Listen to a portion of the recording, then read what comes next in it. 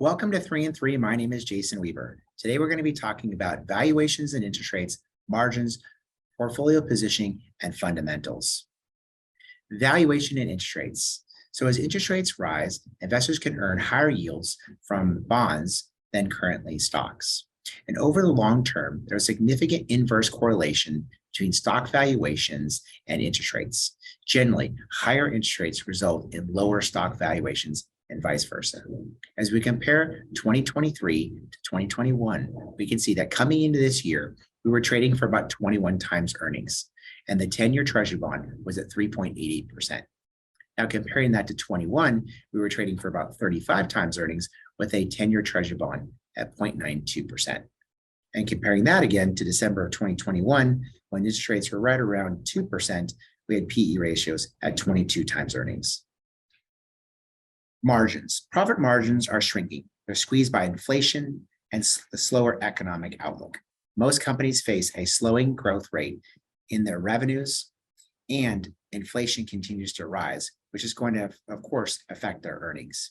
So far, the S&P 500 fourth quarter 22 net profit margin was 11.3%, which was down from the third quarter at 11.9% and below the high of the Q4 2021 at 12.4%.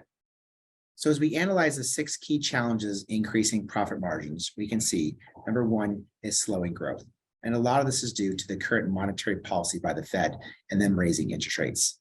FX market fluctuations. So that as the dollar strengthens, that can definitely hurt some sales to foreign countries. Deglobalization. We're starting to see companies bring some of that work back into the United States, and there's going to be supply disruptions, and there's going to be higher costs to do that. Cost inflation, as inflation persists, again, through potentially commodities or through labor, we're going to see, of course, that trickle into margins. This talent shortage, we're seeing competition for talent, and of course, wages are going up, and that can have a significant increase. And lastly, supply chain constraints. Although they've improved, we're still seeing supply shortages in certain industries. So as we look at the chart in Exhibit 2, we can see margins have historically followed sales. So weakening demand equals weakening margins. In Exhibit 3, you're seeing negative operating leverage, where the cost of growth is actually greater than the sales growth. And it's been weakening since 2021. And it typically weakens as you get closer to a recession. So fundamentals and positioning. So fundamental earnings and diversification will be very important in 2023. Analysts expect earning declines for the first half of 23, but earnings to grow in the second half. Utilities have fared the best coming off of the fourth quarter of 2022, and 86% of those companies have actually beat earnings. Communications haven't done as well, as only 48% of those companies have beat their fourth quarter earnings estimates. But as we look at the first quarter of 2023, we're seeing that 82% of companies have actually issued a negative guidance going forward. Technology and industrial sectors have actually led the way when it comes to those negative issuances. So this chart by FactSet shows the S&P 500 earnings, those that actually beat earnings, were in line with earnings, or were below estimates. And you can see that utilities, information technology, and healthcare had the greatest upside surprises, whereas energy, financials, and communication services had the least amount of actually earnings above estimates. Now we're looking at the S&P 500 earnings growth for the first quarter of 2023.